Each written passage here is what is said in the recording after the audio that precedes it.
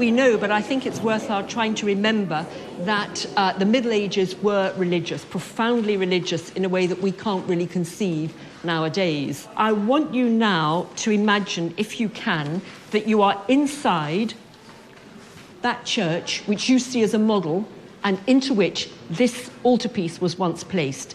So no big windows, obviously no electric light, but a space like this with very narrow windows. The light would be filtering in. You're not in the National Gallery, you're inside that church. Low light, maybe the sound of chanting, maybe the sound of prayers being spoken slowly, the smell of incense used to carry up the prayers of the faithful to the heavenly realm.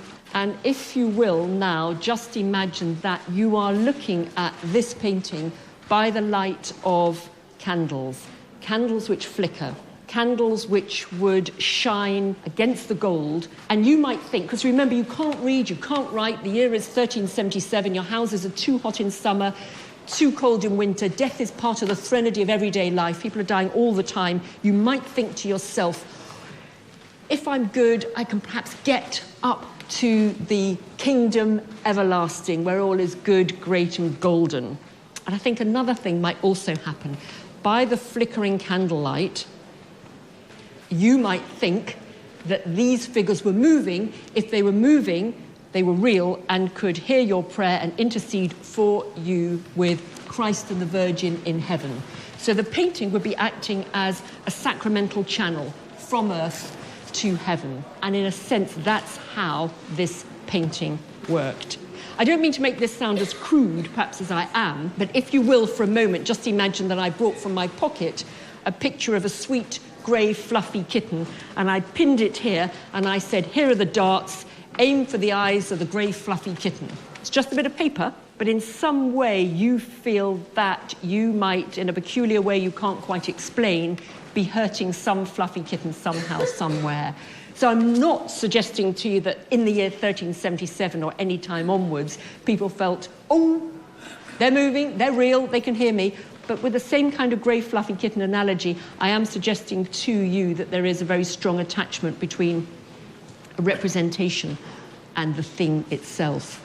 So we're now in the National Gallery, having a look quite quietly, thinking about aesthetics and gold and colours made from ground pigment.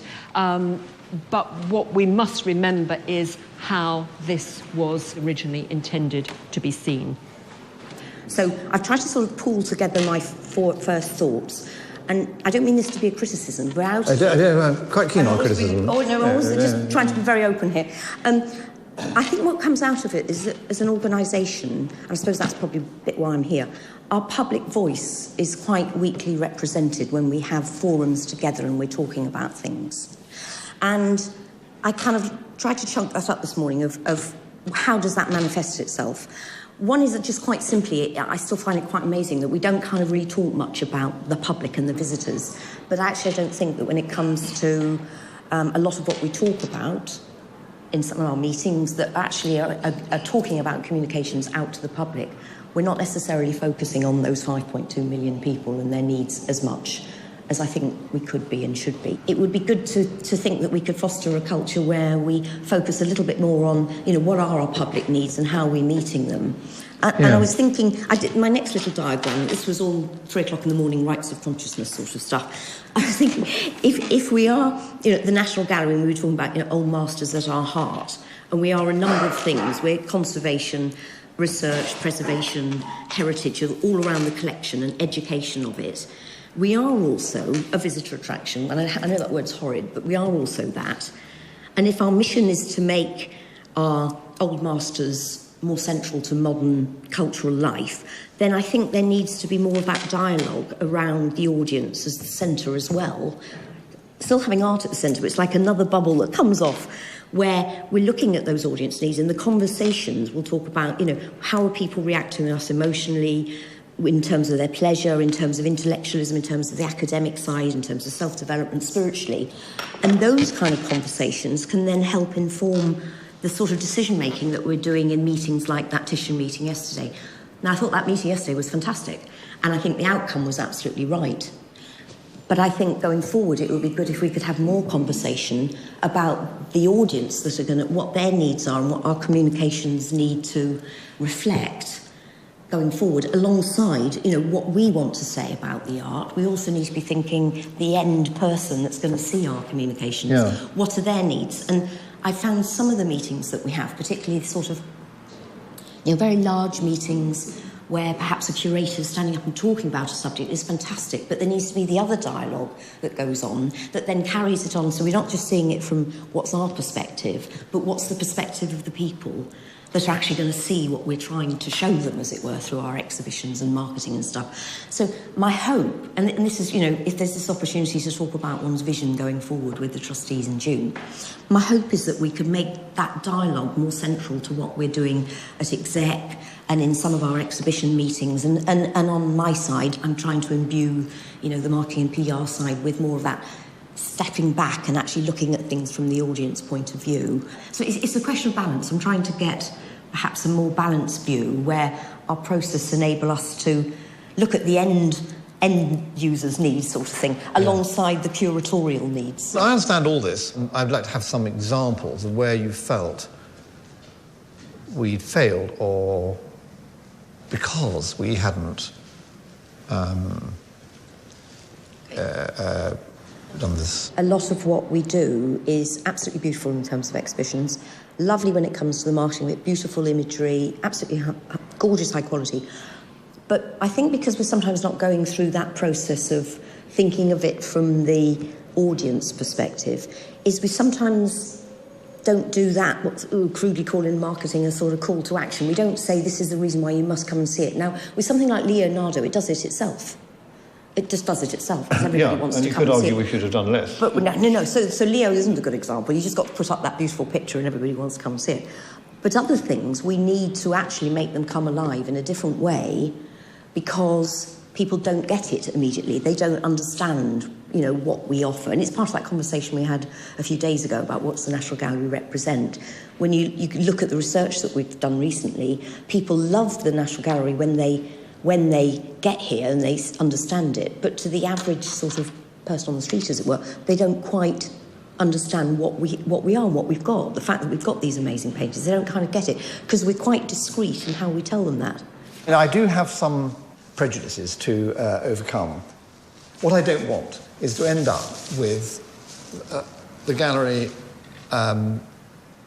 producing things to the kind of lowest common denominator of public taste. But I don't even want the kind of average. I mean, I'd rather have spectacular success followed by really interesting failure than have kind of average, In fact, I'm quite in favour of those things going up and down. OK, thanks. I'm going to try something a little bit new today, which is because the painting is sort of rather more abstract than most of the ones we talk about.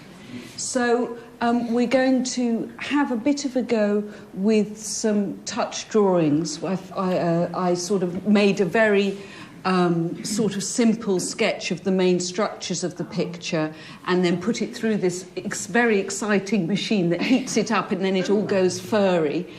I don't know whether it's going to work for you, but I just thought it was worth a try and that it might help some people get the overall structure of the picture, which is not a narrative painting or a painting with great detail. So the sort of abstract shapes within it are quite useful to sort of get a sense of.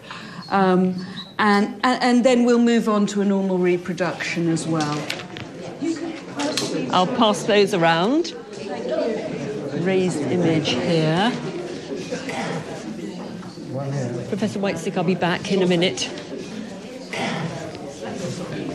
Raised image here.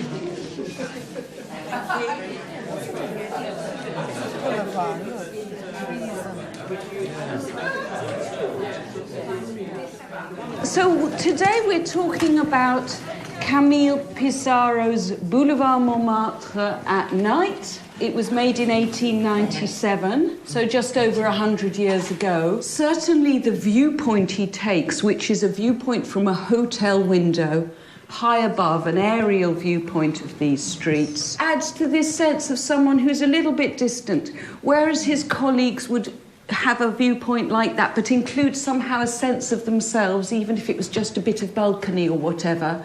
He used to get no sense of the window frame, no sense of his presence, and the whole thing is viewed, you know, at a distance. And the particular painting we're looking at, though it was one of a whole series of 14 of the Boulevard Montmartre, he went for these big campaigns, painting a lot of pictures at once, trying to capture the changing light effect, so he might have several paintings on the go. But this is an exceptional one, because it's the only nighttime one. His work's always a little bit dappled, you might say, and full of little brushstrokes, but in this one, nothing is very clear because it's dark and it's been raining, and all the sort of things that can be seen are sort of merged together in this great sort of watery pool of colour, light and shape. What we're thinking about is the general structure of the picture, and we're thinking about it a bit like a flag. So you're seeing an aerial view of a street scene. At the front of the picture is an upside-down V going in towards the middle. So it's a flag divided into 4 triangles. The bottom upside-down V triangle is the street. So it's basically a great whoosh of space leading towards a point where all the triangles converge, which is exactly halfway down the picture. And then the right-hand side is a V with its apex meeting the disappearing point, and then the left-hand side is a triangle on its left-hand side, and then the top is a real V, and that, of course, represents the sky.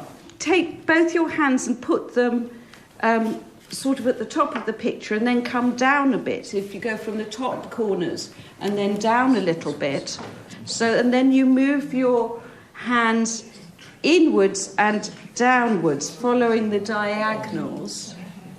Can you feel the tops of the buildings? So I've only put the main sort of forms in, and above that is an empty space, which is a beautiful, deep, soft, smoky, dark, bluey mauve that dominates the painting. So that's the sky. Take that line of the tops of the buildings and go to where the 2 lines meet. Do you see that they meet at a sort of bubble where the lines converge?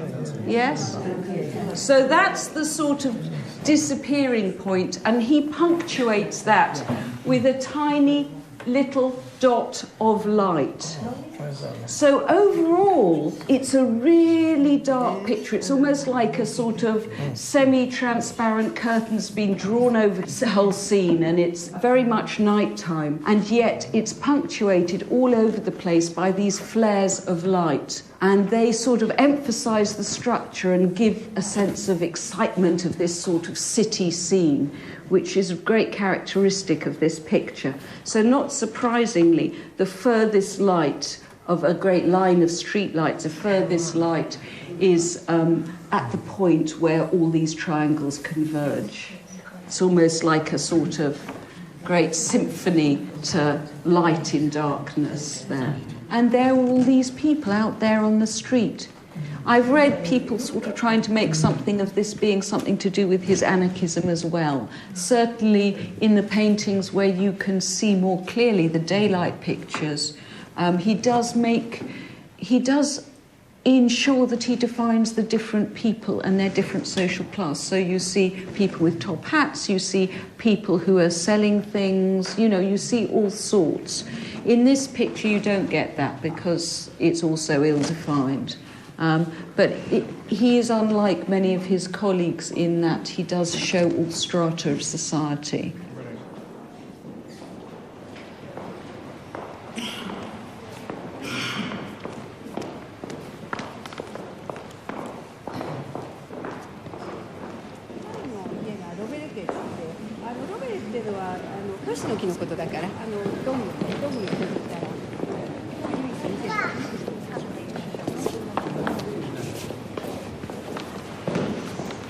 Remember to keep looking around you. Always look around. Be careful, guys. Let's go nice and slowly. Don't run. I don't want you to fall over.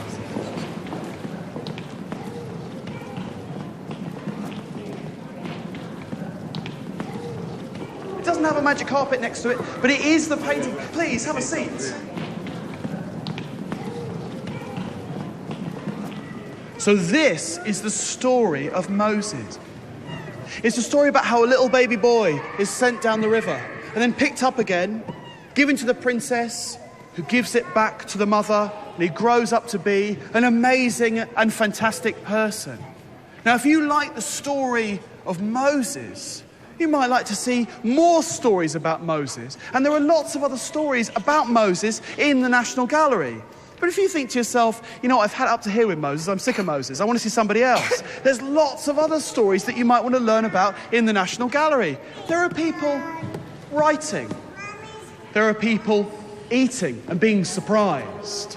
There are people, you might not believe this, there's an old man over there who's being fed by ravens. There's a raven, little black bird, that's giving him his food. All these amazing stories in National Gallery paintings for you to see.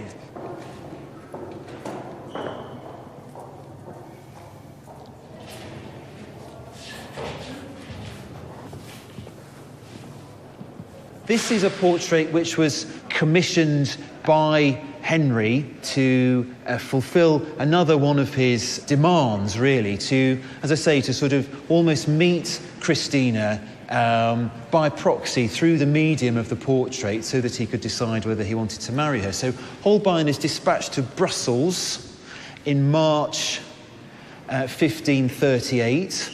This is following the death of Henry VIII's third wife, Jane Seymour, and Henry is sort of desperately trying to identify a suitable fourth wife.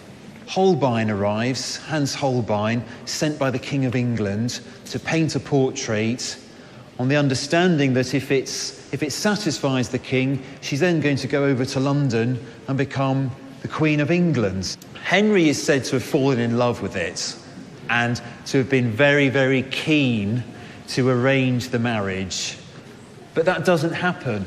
There's an anecdotal statement, we don't know whether this is true, that Christina herself said to the English envoy, if I had two heads, one should be at the disposal of the King of England. So it seems that she herself had a sense that this wouldn't necessarily be a good match for her. And ultimately, Henry gave up. This is a very sort of simple picture in its composition. The sort of frontal pose is very deliberate here so that Henry could actually sort of see exactly what she looked like. No sort of profile view that's hiding any blemishes or imperfections. But the use of light across the features, again, is very, very subtle and carefully modulated so that there's a hint of an expression, there's a hint of animation in her features. She seems to be ever so subtly, sort of wryly observing the artist as she observes him. And I always feel, looking at this painting, this portrait, that this really is a young woman fully in possession of her faculties, very intelligent, squarely facing the world and ready for anything that the world might throw at her. So I'll stop there and say thank you very much and goodbye. How did Leonardo da Vinci start off with a blank panel and a palette of oil paints and create a painting of such sublime beauty? If you just look at that flower in the corner there, how did that happen? It's this wonderful mixture of observation and imagination. What was Velasquez's intention on painting Venus with her back to us, but with that bewitching look in the mirror? And how did Stubbs achieve such an anatomically accurate representation of a horse? This painting is huge, so physically there must have been great challenges in painting it. But artistically, look at the detail, look at the observation that the artist was able to represent. And what was in Van Gogh's mind when he painted this glorious vase of sunflowers with its brilliant use of colour to convey mood?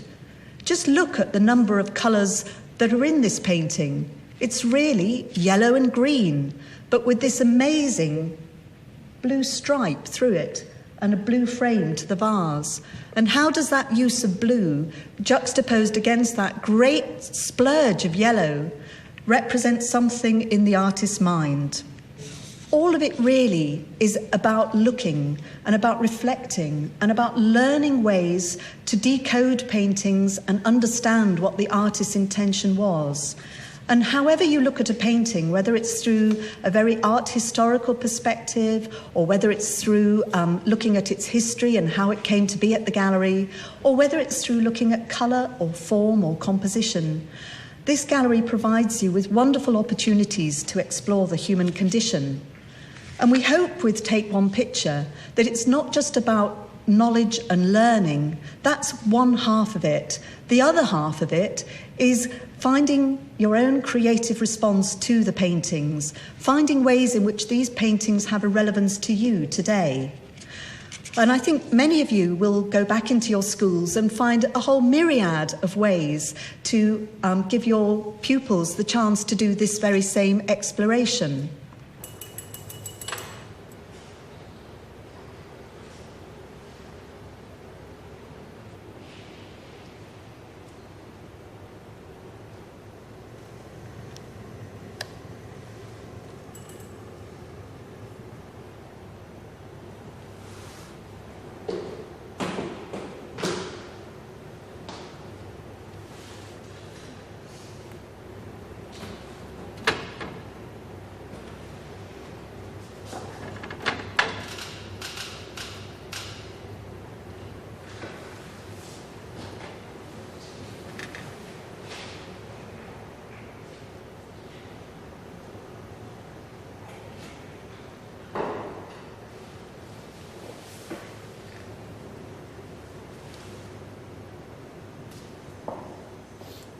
No, it's nice to see it up here. I think that you should make a proposal. That it be cleaned. Oh. Yeah. But that's... So just state that it would benefit from a good cleaning and restoration. I'm bothered by all the retouching. Up here, I'm bothered by all the retouching, evident retouching in the mantle of the Madonna, of the blue. Yeah, but which is not nearly so, but I do see that. Her and mouth also, is terrible. is this retouching or is it crazed varnish? Crazed varnish. That's just crazed Similarly varnish. here around her mouth. Yeah. Actually, look, that's ground, that sort of honey color. He's dragged the lighter color across the shadow, and then there's a little orangey bit in there. That's ground. Yes. Absolutely. Yes. Yeah. Not retouching. No.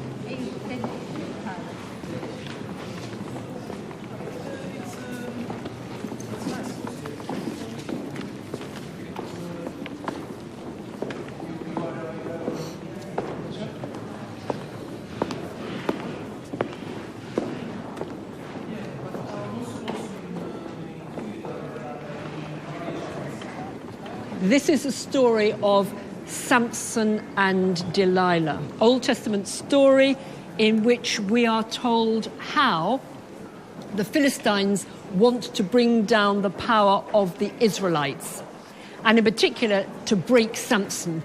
So they're going to advance their secret weapon, Delilah, and have her seduce Samson so that they can destroy the Israelites. So in a sense, you've got a spy story.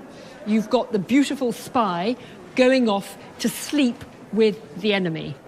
And in the biblical account, we're told how time after time she goes to his campaign tent all decked up and looking gorgeous, trying to find out where his strength lies. Time after time after time, he lies, but his desire for her becomes so great that bit by bit, visit after visit, he finally tells her. I want all of you to imagine that you are a spy and that you have been sent by your people, your tribe, your nation, to be very nice and get secrets out of the enemy. So first of all, the enemy is the enemy. But after you've had a drink or two, a meal, chat with the enemy, and pretended to love the enemy, you are beginning to feel differently towards the enemy. And what has been pretended might become real. It messes with your mind. And I think Rubens, who's this painter of great psychological import, has realised what's going on in the mind of Delilah. She has pretended to, and perhaps eventually come to feel, love. And she has finally slept with Samson. He has fallen asleep. This can happen. And she knows that this consummation of his desire is going to lead directly to his death.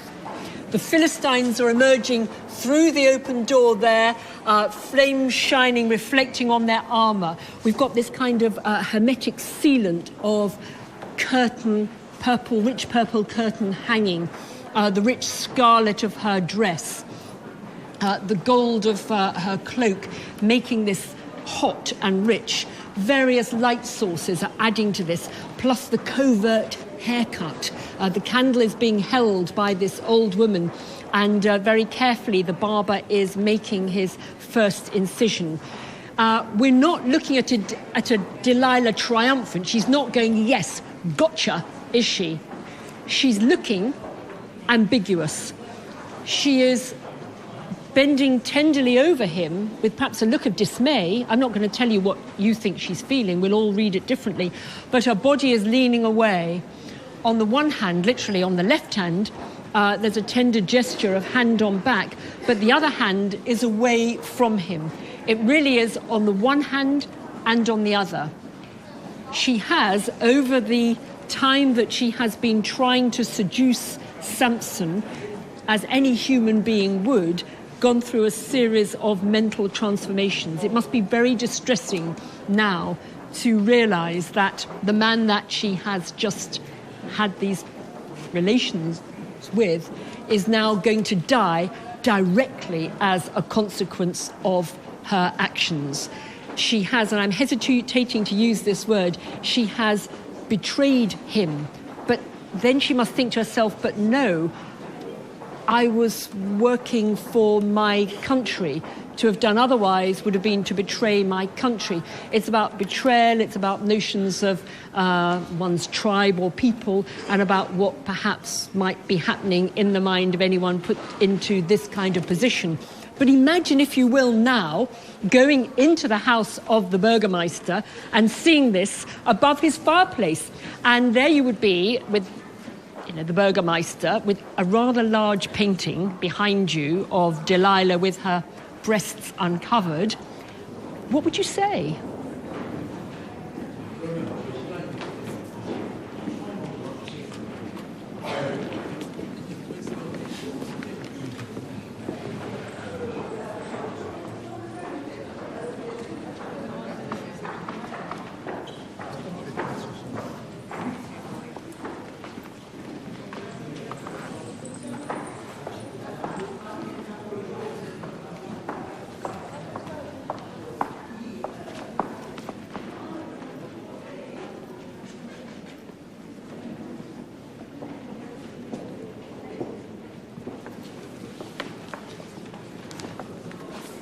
You have to view paintings or narrative paintings as early films and as forms of entertainment. So the artist has to decide at what point of the story is he or she going to focus on. So again, when you come to your work, when you've had all your different ideas, you have to sift through which moment, what point, what's the climax, what to you is the most important thing that can you communicate, and how can you interpret that form of encounters, experiences or chance meetings the best? Paintings are very, very ambiguous. You can look at them in one way, you can interpret them in another. And as your experiences change, and I know because I come in here every day, paintings change, and how you look at them changes as well.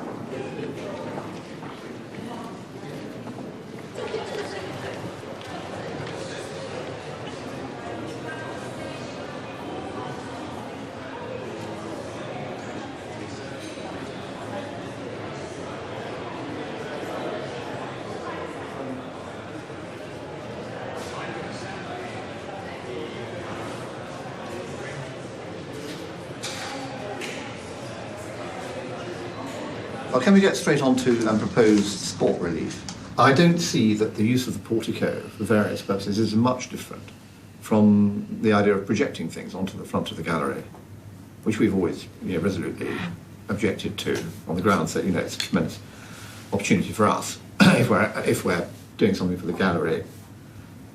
I mean, there are various ways of looking at it, but I think the right decision was that we should not have people projecting things using our facade as a billboard, if you like, because it diminishes the impact of any occasion where we wish to do it.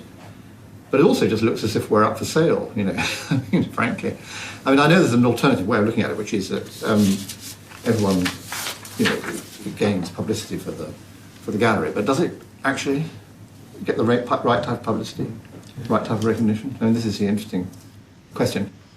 I'm inclined to say no, because obviously a very worthy charity, but is it more worthy than 100 other charities? One of the things that we need to balance it again is the profile aspect of it, is that it's an opportunity for us potentially to take a little bit more involvement in You Like, and something that has the potential to be broadcast to 18 million viewers. And I think that's the balance, isn't it? Are we either happy not to align ourselves with these chosen charities, or do we think it's going to happen anyway? Should we perhaps try and take a bit more ownership of it? So what's going to happen anyway? Well, the event is going to happen anyway. We weren't consulted about whether we wanted something to obstruct the access to the National Gallery. We would never have said we want a marathon to end in front of the National Gallery. Because a marathon, at the end of a marathon, involves people on either side, so you can't get into the National Gallery.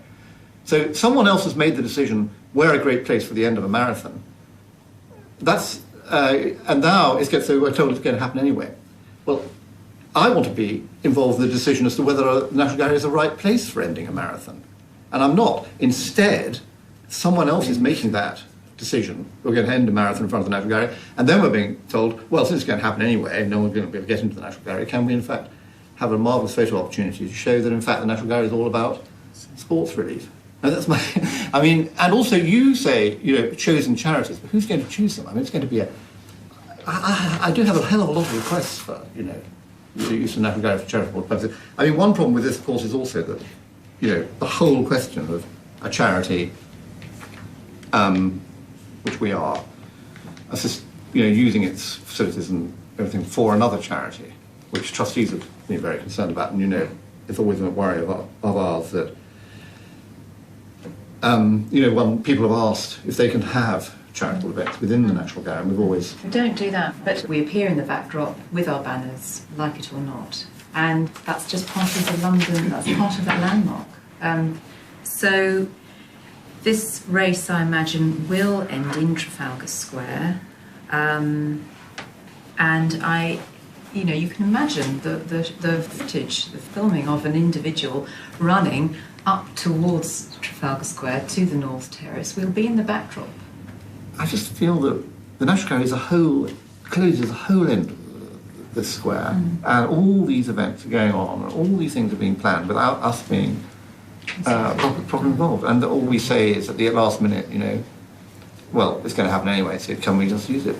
Jill, you're in charge of communication. Yeah, and I think we should use this, and Greg and I go back to Westminster and just use this as an example of things that they have to talk to us about, and so that we're much more joined up with them, because we need more notice on this, so I think we should pick that up as an action point, if you support that. I totally do. Yeah, and it would be a good example to be able to quote.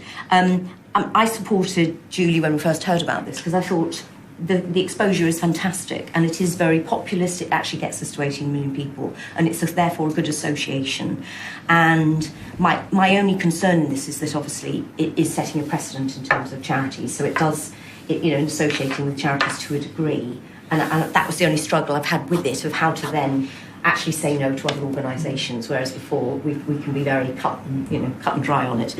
But outside of that, if we were able to get round that, or felt that we could associate it with it and it's a one-off, and that we're not going to do this as a habit, I think it actually could be quite doable. I mean, I would have thought that at this relatively early stage, we'd be at a point where if we wanted to do it, we could work with them so we actually make it possible. So it's only a half-hour shot of an interview, and maybe one can keep the portico open by having people directed through a different way.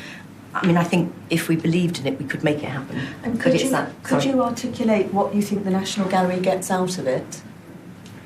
I think it's I think it's actually, because we do appear rather on our pedestal, physically, literally, it's actually a way to be there and seen to be part of common culture. I mean, Sport Relief has a massive following and is very much for the nation, as it were, and therefore it's associating with something that gives a lot of pleasure to a lot of people, is how I'd sort of rationalise it. But I do accept it is quite difficult in setting precedents with charities, and we do get many, many requests. I think what they're looking for is either a no or a yes in principle, whereas if the answer is yes in principle, then we can, you and I or whomever, can work to shape that, so that if we think then we need to sort of get more out of it, if you like, we can be doing that, whether that's in terms of profile or actually financially as well. Okay, what about Chinese New Year?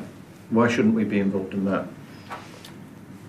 I mean, would you say yes to Chinese New Year? Well, you don't have quite the same rationale in terms of profile, do you? It's a profile raising thing, whereas it's different from other events that are happening simply because of the breadth of the reach you'd get. Well, that's one criterion, would be how many millions are going to be actually watching it. And I think it would be dangerous to suggest that we're going to be able to get a lot of coverage per se. But on the other hand, if we feel that, as per our corporate objectives, we want to be seen as more approachable in the very positive sense, it is one way of doing it for half an hour once a year. So, and if we said that's that this is not something... That's an interesting one, Jill.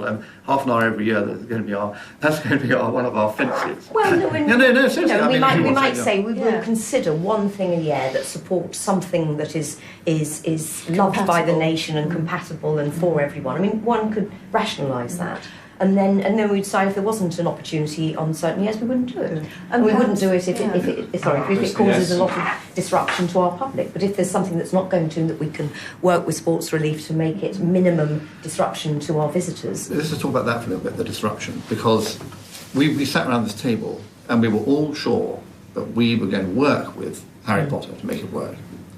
What actually happened was that, in fact, the National Gallery was completely blocked. In as much as it wasn't blocked, people were just using the St. Through Wing as a spectator point to look out at the gallery. I think the gallery did probably make the right decision about Harry Potter. It was most unsatisfactory. But in fact, none of the sort of guarantees we were talking about actually could be effectively implemented at the time. We're talking about a certain type of advertising.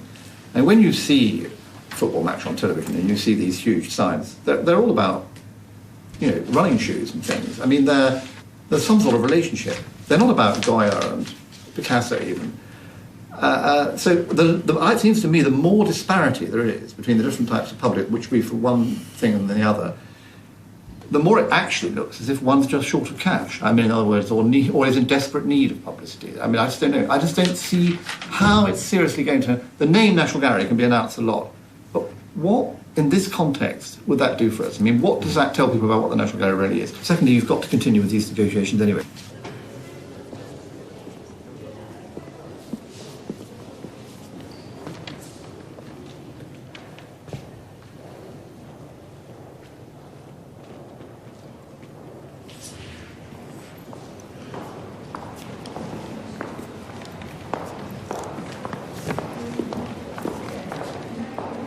One of the highlights of the gallery, a painting that many people come along and see. At some point in 1533, these two men, meeting as they did what we might do were we to meet a fellow countryman in a foreign place. They had their picture taken. Clearly, there's no handing a camera to a passerby or a waiter. The only way, until the advent of photography, to have an image is to have a painter paint you.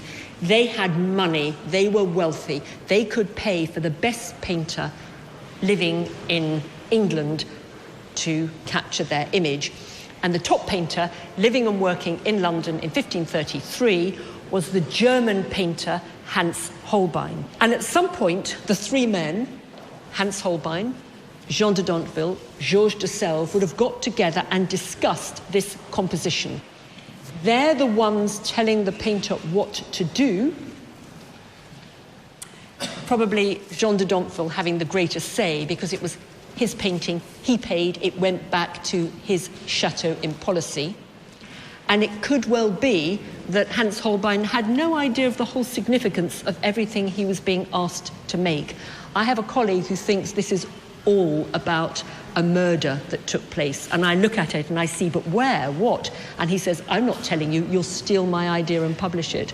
So none of us knows what it is, but all we have is what we can go on. And there is the loot case, the box, the empty box, which perhaps reminds us of the coffin of death, which is also alluded to here by this distorted skull.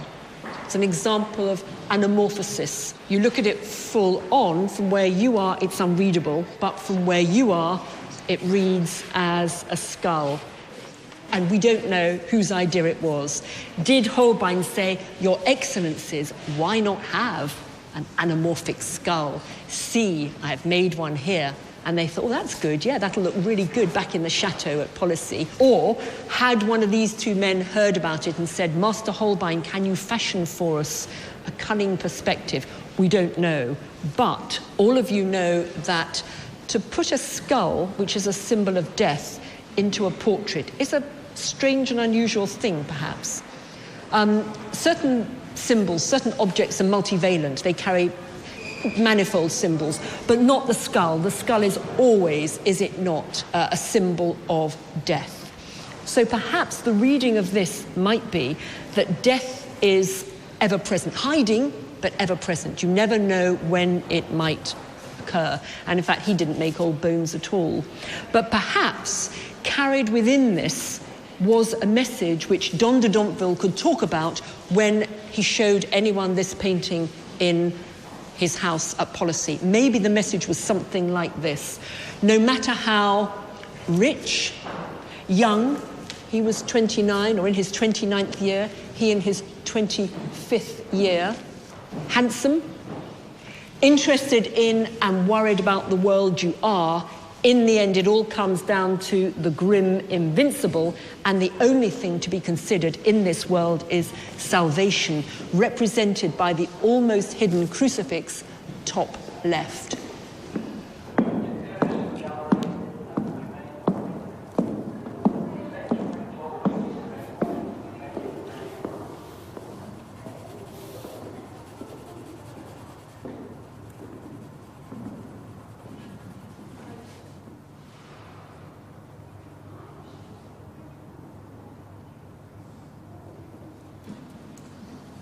The brilliant thing about art, it encompasses everything. It's not just about either drawing or painting, it's about life. It's about music, it's about film, it's about philosophy, it's about mathematics, it's about science, it's about literature. Anything you are interested in goes into art. And that's why I became an artist. And that's what fascinates me. It doesn't matter what you're interested in, it can all feed in. And I want to also talk about how we can use these paintings in the collection. Because it might seem to you, hang on a minute, we're looking at 17th century, 16th century, 19th century. What on earth use is that for us today in the 21st century? Now, I don't make paintings. I do a lot of drawing, but I make installations. So I make things that take over a room that people can interact with. And yet these paintings here give me a huge amount of inspiration. And I come in here almost every day. So I want them to do that for you. Now, I'm going to be sort of blunt about this because it's important that you know this. The collection is founded on slavery. John Julius Angerstein, who had the nucleus of the collection, worked for Lloyd's, who were insurers against slave boats. And it's very important that people absolutely understand that a lot of the institutions, whether you're talking Tate, whether you're talking British Museum, a lot of these big institutions are founded for money. And it's something, obviously, that should never be forgotten. And should always be understood. And also Britain's very, very shameful part in that shouldn't obviously be forgotten either. Let's start first with Stubbs, the great horse painter. You look at this portrait of a horse, and it's hard to imagine that this is painted by someone that didn't really particularly train as an artist. He was largely self-taught. He established a career first as a portrait painter and as an anatomist. He studied anatomy at York Hospital and ended up actually drawing illustrations for a new book on midwifery or midwifery. So he'd already established himself as an artist in one way, but then he set himself down for 18 months in a farmhouse. This was in 1756, and devoted that time, a year and a half, to studying the anatomy of horses. He was close to a tannery, so that took the hides off of them, and they gave him the corpses of these horses. And he rigged up in this farmhouse a great iron bar and pulley systems, and he would put planks of wood underneath the horses' legs so that he would suspend them literally from hooks on a ceiling like a piece of meat, and then would start to go about drawing all of the muscles that he could see in the tendons. And then he would scalpel away and lift away another layer of muscles and draw what was underneath until he eventually got to the skeleton. And then he would animate that. He would draw and write notes. So this was big news, what Stubbs was doing.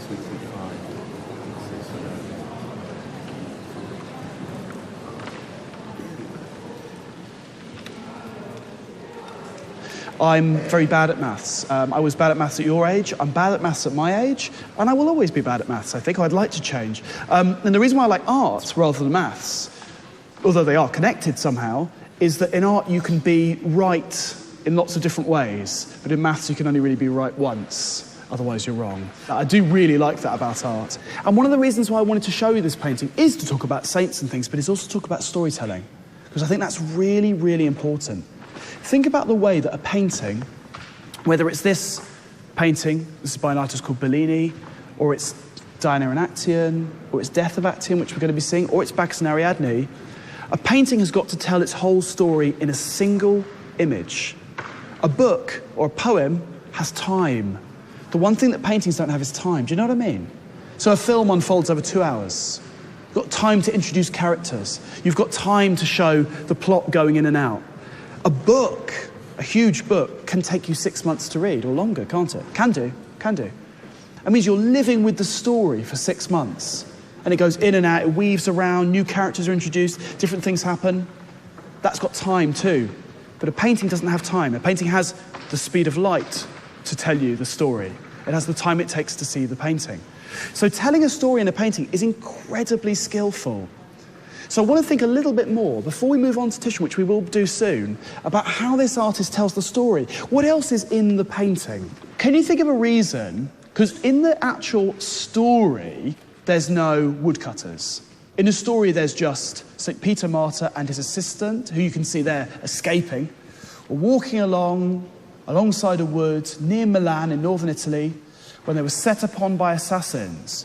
One assassin killed St. Peter Martyr, and as St. Peter Martyr was dying, he wrote, "I believe," in blood on the ground. Now, he's not doing it in this one, but there's another version of this scene in another gallery in London, a place called the Courtauld Gallery, where he is writing, "I believe," in blood. It's quite gruesome, isn't it? Quite a gruesome story, but quite moving as well. The other guy escapes. No mention of woodcutters. Totally irrelevant. Why do you think he put them in? And they take up so much space. The woodcutters and what they're involved with, in other words, the wood, take up like most of the painting. Why did he do that? Yeah. Maybe because it gives the painting a little more character. Definitely gives the painting more character. It totally does. Think about this. A tragic event, perhaps made more tragic if there are people around who don't recognise what's going on, who don't see it as a tragedy. I'm trying to think of an example. I wonder if you might know an example, I don't know, but it's something, it happens a lot in plays by Shakespeare, for example. Like there are people who don't really know what's happening and they go, oh, what's happening over there? There's a lovely painting which is not actually in this gallery, but it's a painting of the fall of Icarus. Icarus is the one who made the wings. You know that one made the wings that way, flew too close to the sun. Fantastic painting where almost all of the painting is people not noticing what's going on. People like ploughing the fields and doing lots of other things, while in the background he plunks into the ocean and dies. And there's a famous poem about that by Auden, which is a really good poem about how people don't really notice these things happening. I think these woodcutters are partly there to make it even more tragic, because they just keep going on and on and on.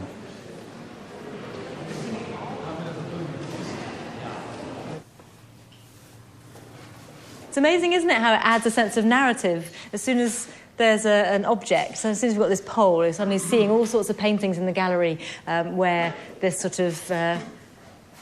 so suddenly there might be some sort of story woven into this pose. So we can't help ourselves but add narrative when we're dealing with the human body.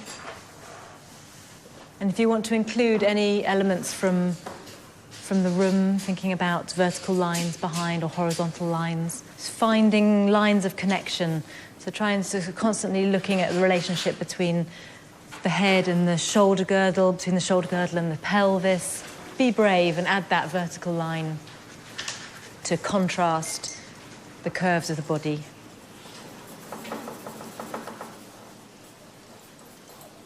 Now that we're slowing down and really looking, so start to move more quickly around the body, making marks in sort of continuous movement as you work around it with your eyes. Leave a leg, move back to a shoulder, go up to the top of the head, move very freely around so you get a sense of how this pose is working. This hand should be big, because it's going to hide that forearm. Yeah, because it's the gap between it. The gap between the nipple and first knuckle of the hand. If you can sort of draw that gap, then you'll be seeing it. So as you move... That's that line there, right? That's the line of the crease in her elbow. Yeah. But I'm thinking about the actual bit of air between breast and fist. Yeah, that space sort is of, in front of that. Yeah, so they're just trying to sort of measure that space, really, and place the hand so that it's like bookending, isn't it? The space in the middle. That makes sense. Easier said than done. Yeah, get that hand in.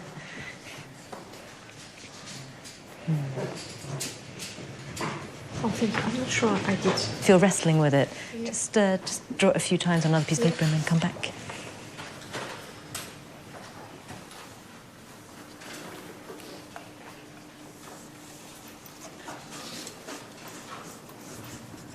Think about how you want to use your pencil. You can work in cross-hatching to build up tone. You can start to smudge chalk if you want to think about light and dark. If you're using the chalks, and you might want to switch, if you've been using the black chalk, maybe explore the red chalk as well, so you get the much softer mark with the red chalk. Black chalk slightly more sort of bound together. see if that changes the way that you draw. Just have another 30 seconds on this drawing. So if you're working your way around the figure, just see if you want to, in very brief strokes, complete this pose.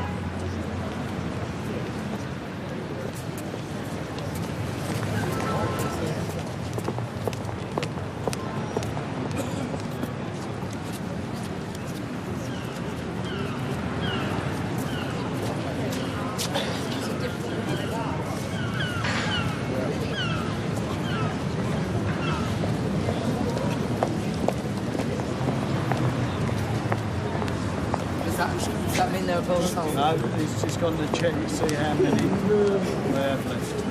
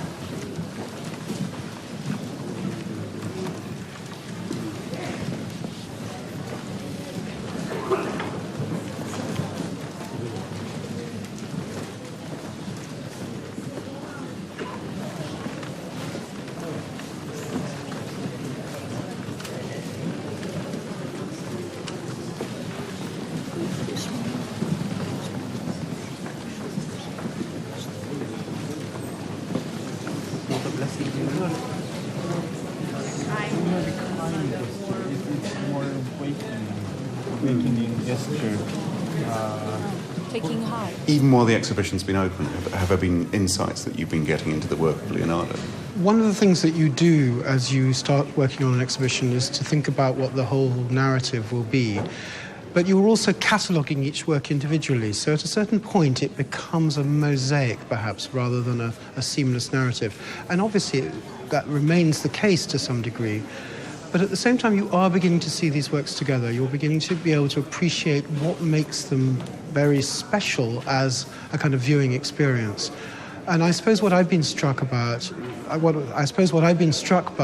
over and over again is this quality within these works whereby the paintings show figures that are are incredibly present, incredibly vital, and yet extraordinarily remote and other, as if they... And that's something that, for me, is a very much a unifying factor. So I suppose what I've been doing is seeing the works together, thinking about what makes them a complete oeuvre by a single artist, what makes them Leonardo. And it's really, I suppose, I've been struck over and over again by the quality of thought allied with a kind of pitch of emotion and an intensity of craft. And it's that, really, that seeing the pictures together has made me understand about this extraordinary artist. And have there been any insights, anything you've learned that's surprised you over, particularly since the work has been gathered here? What I've been amazed by is how profound and layered and endless the viewing experience is with Leonardo.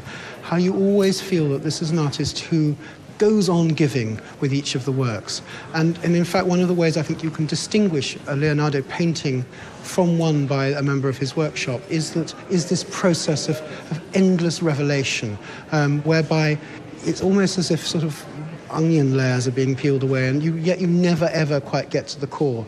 Leonardo's capacity to paint the invisible, the just out of reach, is really extraordinary, and that's been the revelation. But it's not about who painted what or anything of that kind. It's really about the personality of the artist. I think, for what it's worth, that it's this spiritual quality in Leonardo's work that has raised this exhibition to the event it's been, in the sense that it's not just about the name, it's about something to do with the way in which these pictures speak to people across time. Leonardo created a kind of archive of drawings, and they're about invention, and they're about observation, and they're about looking and thinking and so on. And he kept some of those, and they go on being an extraordinary point of reference for each new stage. He's an artist who constantly refines, who revisits certain themes over and over again. And really, as I say, in doing that, each of these works becomes ever more considered, ever more felt as well.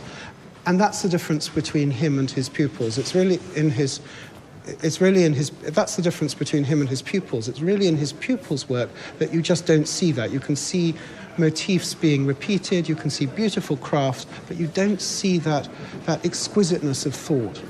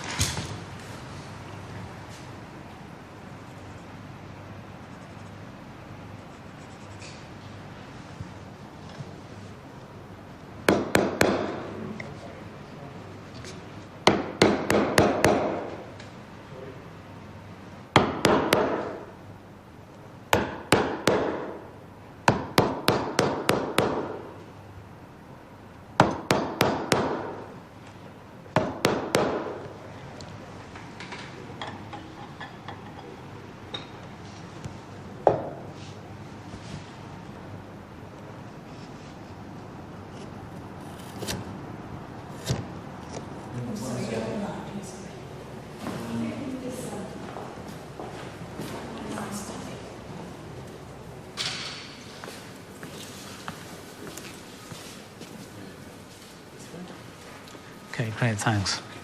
Great, thanks very much. So I've already taken some samples. I took a couple to look at the varnish, because as you can probably see, with a bit of an angle, there's a varnish layer which shows up quite clearly in UV, which doesn't come all the way to the edge. Okay. There's a sort of drip of it that's running down here. It stops there, does it? Yeah. Yeah. So I've taken some to look at the varnish, and then my other samples mainly concentrate on this brown layer, which is the layer that seems to have contracted and pulled and reticulated across the surface.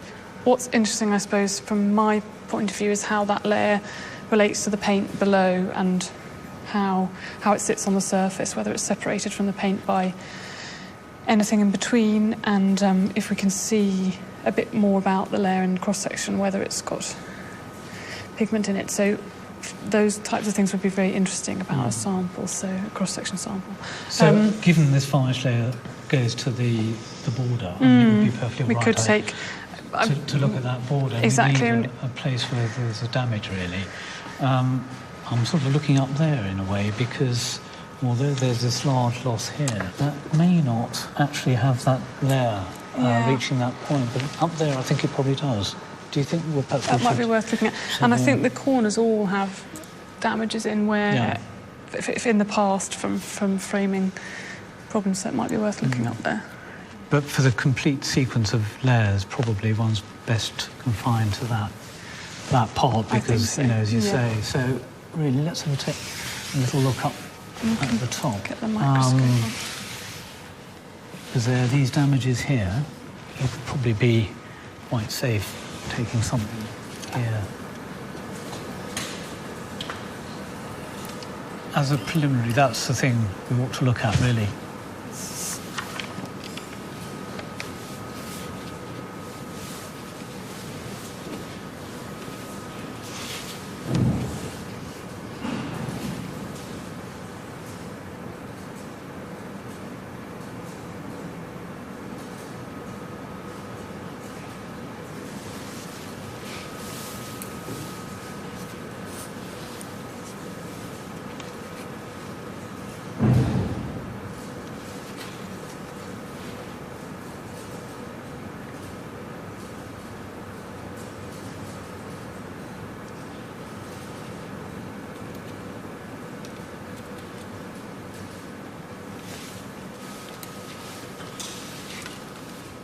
I think that should do it, actually. So that's a very tiny bit just from the edge of the sort of inner side of the damage. I don't know if you can even see it, actually. So, Make it a bit easier for me to do my analysis. Right, OK, good. Fantastic. Thanks very much. So I better just note down where this comes from, I think. I'll put it on this one. OK, thanks.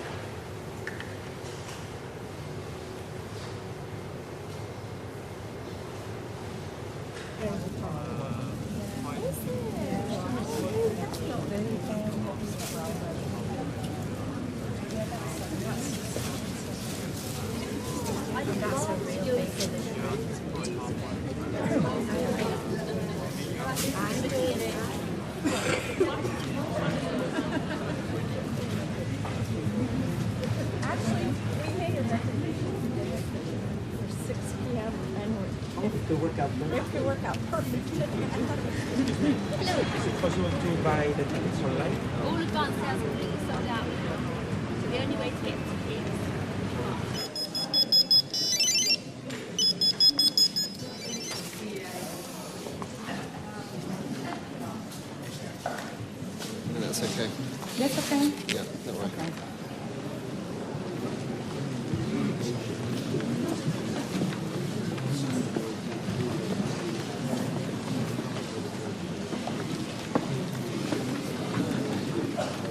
Und das ist wirklich die nachgemachte Version. Ja, ich habe es dann im Katalog schon. Ja.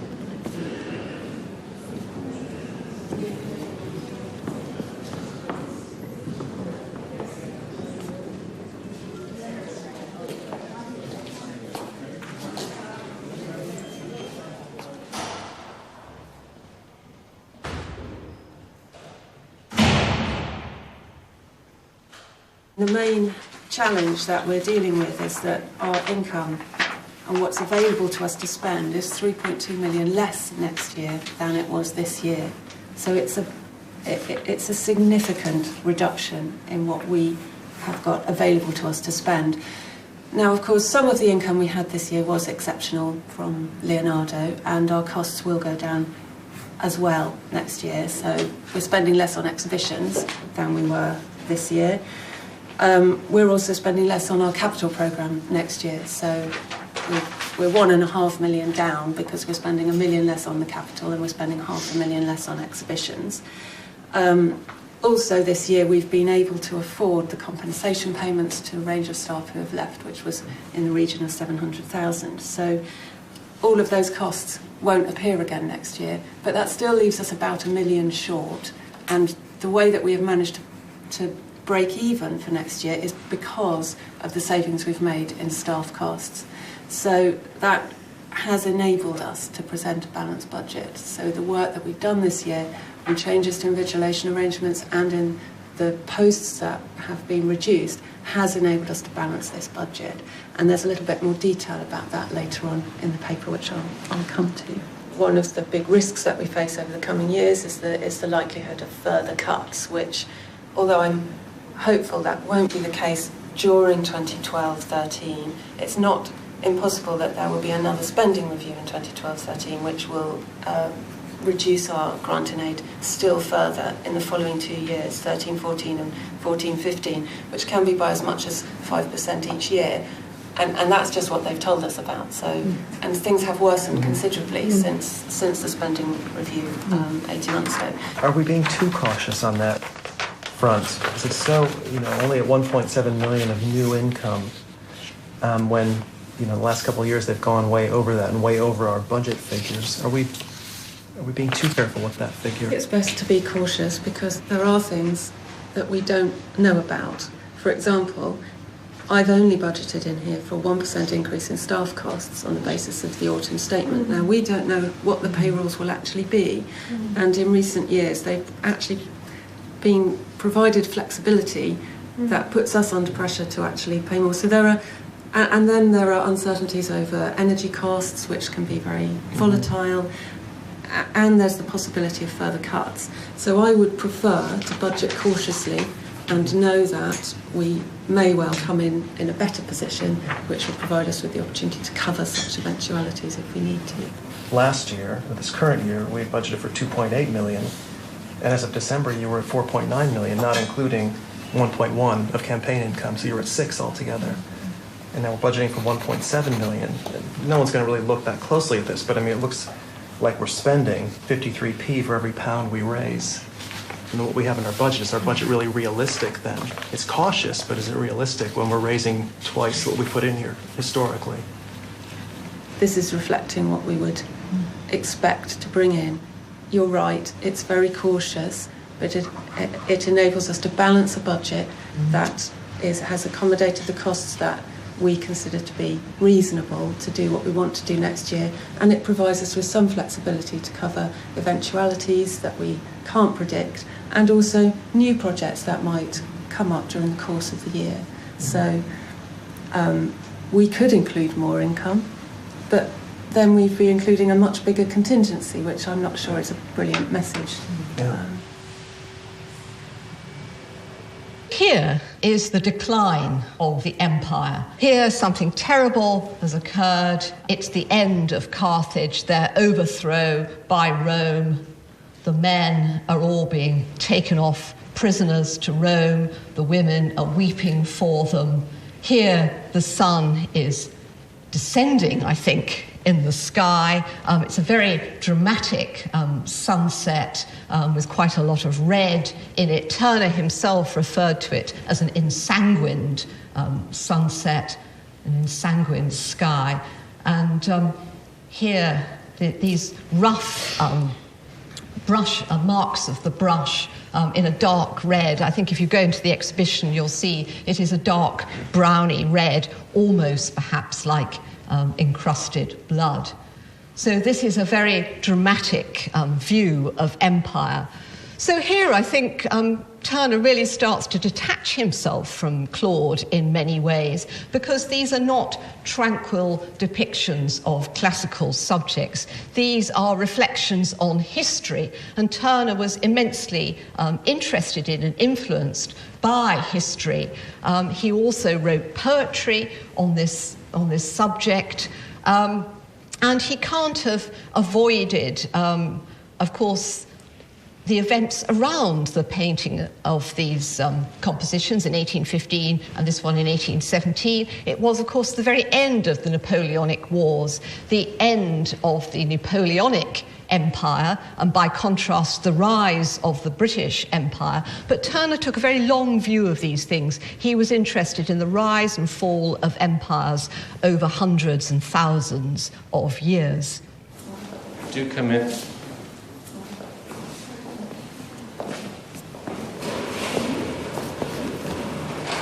So, welcome. Now, you're looking at a picture of Frederick Rihel, painted in 1663. It came into the National Gallery in 1960. It had been quite obscured by lots of accumulated yellow varnishes. The picture was restored not that long ago, but the varnish that was used was very, very degraded. And what you're seeing now is a picture where I've done quite a lot of cleaning, and that means using solvents to reduce or remove discolored varnishes from the paint.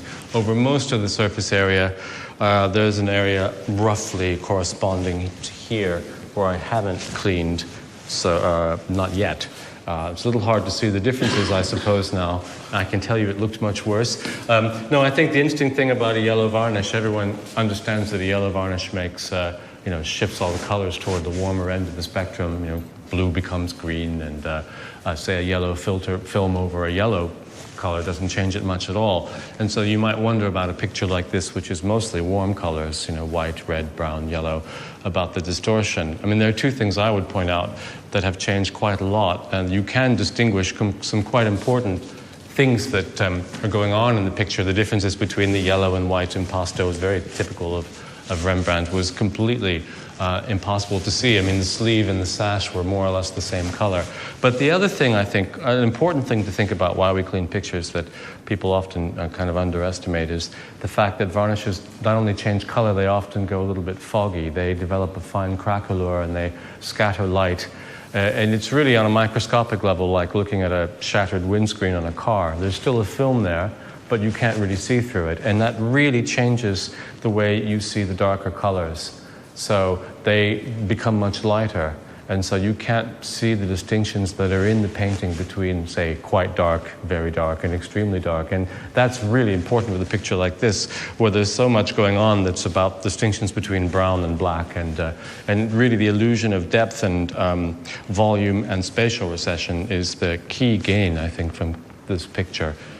I think the kind of investigation I was saying before that we do as part of any restoration, even preliminary to any restoration, has shown some other interesting things about this painting. And I'm going to take my one visual aid here. Sorry about that.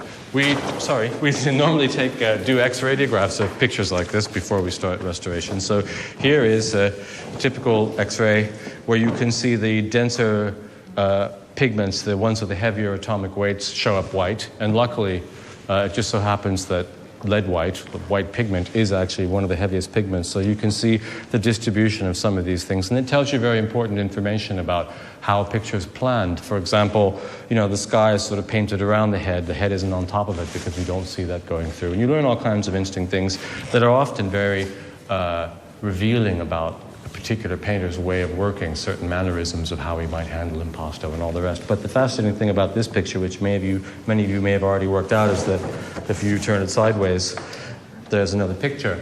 And this is very, very unusual for this kind of picture. Rembrandt did this a great deal. Something like a quarter of his self-portraits are recycled and reused. But it's very unusual in the context of an important commission. This is not painting for the marketplace. This picture was for a rather important client. So we can't be absolutely certain about this underlying painting.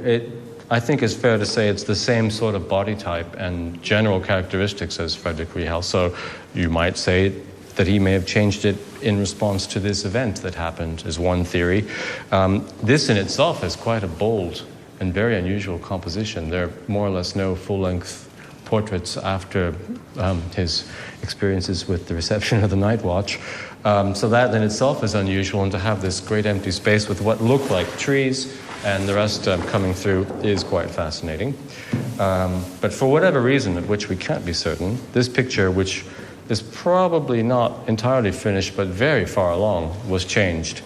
And then we get into some interesting things about what happened when it was changed, because he, amazingly enough, just turned it sideways and started again. There's no priming in between the two paintings. There's a brown quartz, sort of sandy ground, very typical of late Rembrandt, underneath the first composition, but he just turned it and started right on the other canvas, as best we can tell.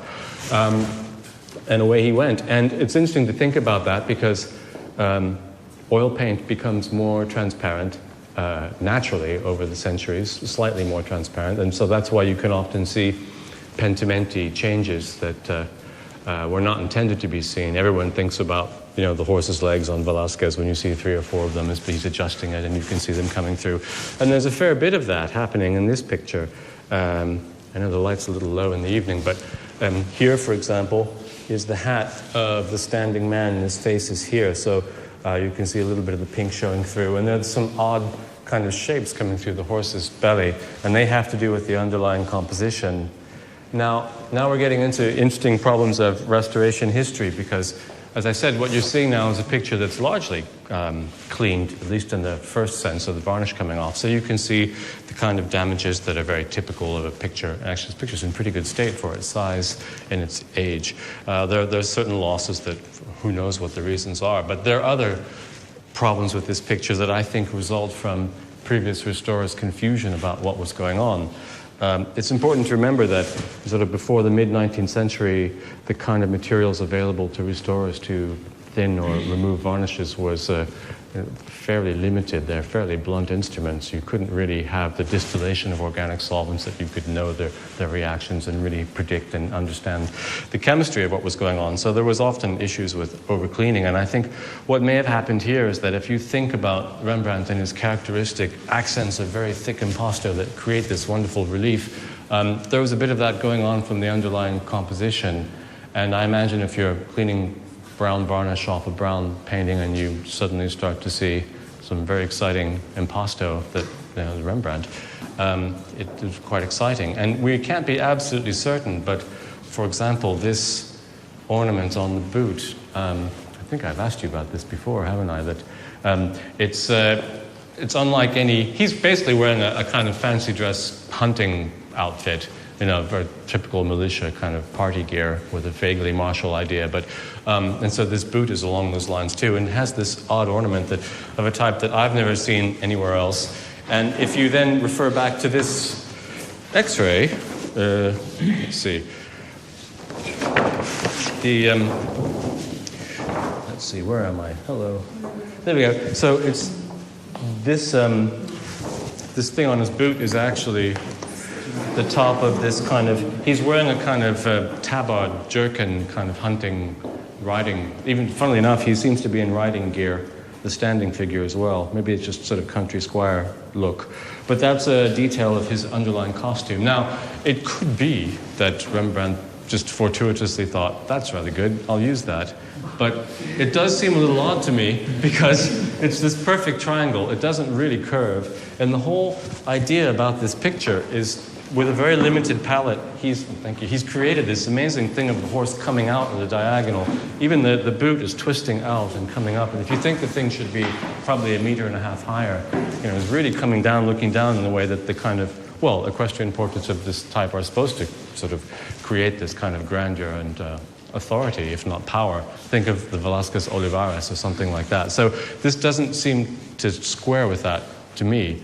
But we'll be looking at that very closely. I mean, we'll look with a microscope and take some samples and see. It looks to me like you can see traces of this kind of mouse-colored brown-gray paint within the impasto of the boot ornament, which suggests to me that this is an earlier misguided cleaning. That's something quite different than, say, the natural increase in transparency. There's other evidence of very harsh cleaning in this picture anyway. This kind of broken up islands that look a bit like sort of, fractoids or sort of steamy looking thing. That's very typical kind of result of undercutting with harsh solvents or reagents. So this picture has suffered a bit, and I think there was much more confusion in the lower areas where there is sort of brown on brown on brown, and it's a little confusing if you're not really aware of what's happening.